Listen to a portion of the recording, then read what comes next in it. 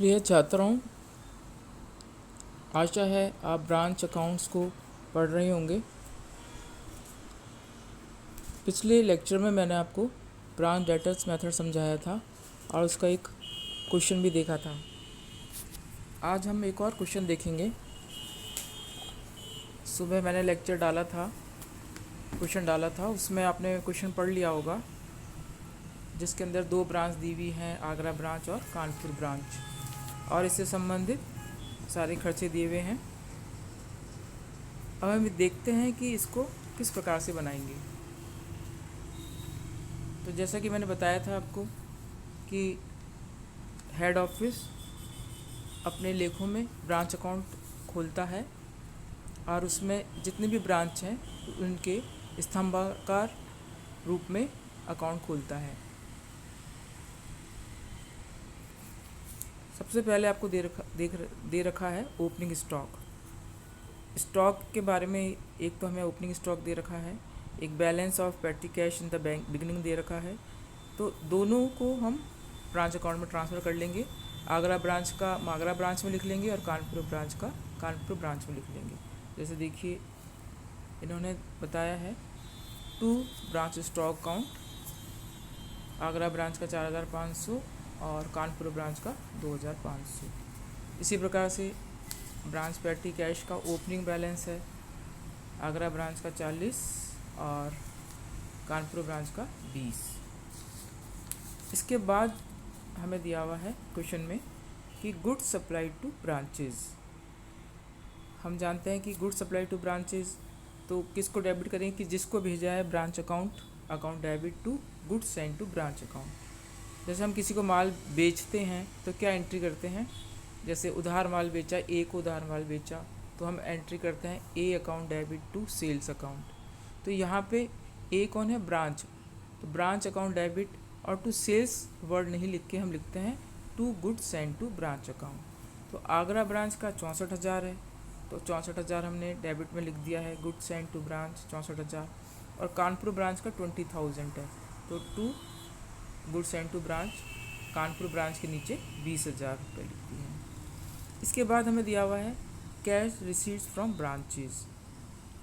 Branch को कुछ भी भेजते हैं तो ब्रांच को डेबिट करते हैं, ब्रांच से कुछ भी चीज़ प्राप्त होती है तो ब्रांच को क्रेडिट करते हैं। तो यहाँ पे एंट्री होगी cash account debit to branch account. तो यहाँ हम लिखेंगे बाई कैश अकाउंट, जिसमें आगरा ब्रांच के हैं 71,000 और कानपुर ब्रांच के हैं 27,000।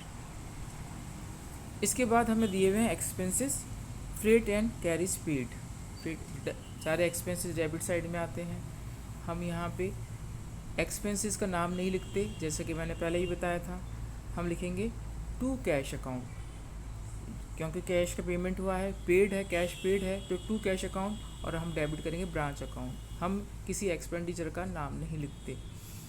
तो आगरा ब्रांच के हैं 400 और कानपुर ब्रांच के हैं 250।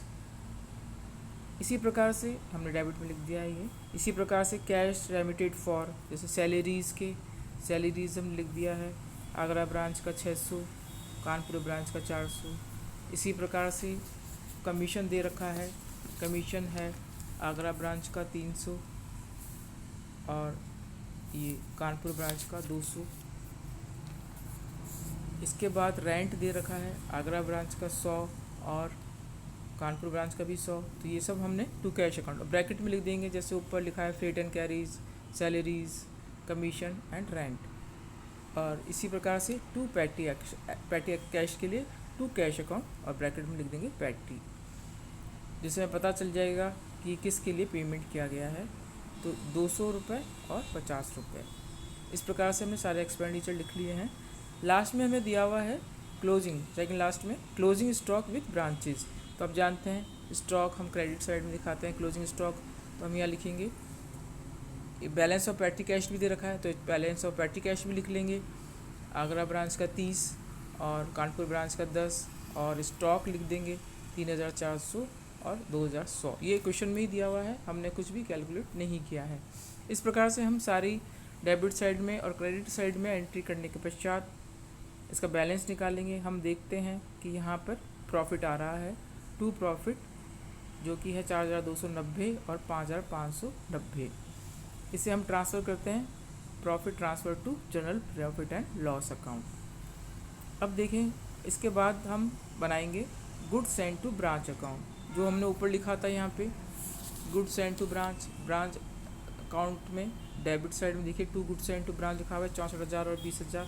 तो इसी के आधार पर हम यहाँ पे लिखेंगे, यहाँ पे किस किस को ट्रांसफ़र किया है, भाई आगरा ब्रांच ये लिख दिया हमने 64,000 और कानपुर ब्रांच 20,000, और इसको हम ट्रांसफ़र करते हैं ट्रेडिंग अकाउंट में टू ट्रेडिंग अकाउंट 84,000। इस बात का ध्यान रखें क्योंकि बाद में जो general profit trading and profit and loss account होगा उसमें टोटल हमारी कितनी सेल है कितनी परचेज़ है वो सब आता है।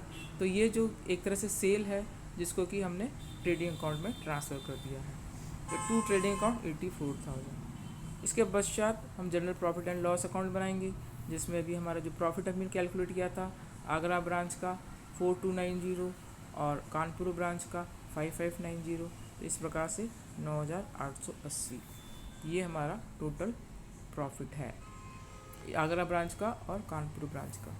तो देखा आपने कि कितना सिंपल है ये, हमें कुछ बातें ध्यान में रखनी है, बस एक्सपेंडिचर का नाम नहीं लिखना है, माल भेजते हैं डेबिट में लिख दिया, उनसे पैसा प्राप्त हुआ क्रेडिट में लिख दिया, ब्रांच को ही डेबिट करना है ब्रांच को ही क्रेडिट करना है। और देखिए यहाँ पे ऊपर देखिए यहाँ सारी चीज़ें जो पेमेंट है वो सब कैश लिखा है, to cash freight and carriage के लिए सबके लिए। शुरू में ओपनिंग बैलेंस दिखा देंगे, स्टॉक का है तो स्टॉक का, पैटी कैश का है तो उसका दिखा देंगे, और लास्ट में भी हम क्लोजिंग बैलेंस दिखा देंगे पैटी कैश का और ब्रांच स्टॉक का। बाकी आप जानते हैं सेल्स है और ये है to goods and to branch account. तो बिल्कुल ही सिंपल है, ये थोड़ा सा ध्यान में रखना है, आपको समझ में आ जाएगा। इस प्रकार से आप इसकी एक दो क्वेश्चन की प्रैक्टिस कीजिए। मैं कल आपको दूसरा पॉइंट बताऊंगी, अगर शाखाएं अपने व्ययों का स्वयं भुगतान करती हैं। तो अभी तक हमने ये देखा कि हेड ऑफिस पेमेंट कर रहा है, अब कल हम देखेंगे कि शाखाएं अपने व्यय का स्वयं भुगतान करें तो किस प्रकार से हम अकाउंट बनाएंगे और एंट्री करेंगे। Thank you students.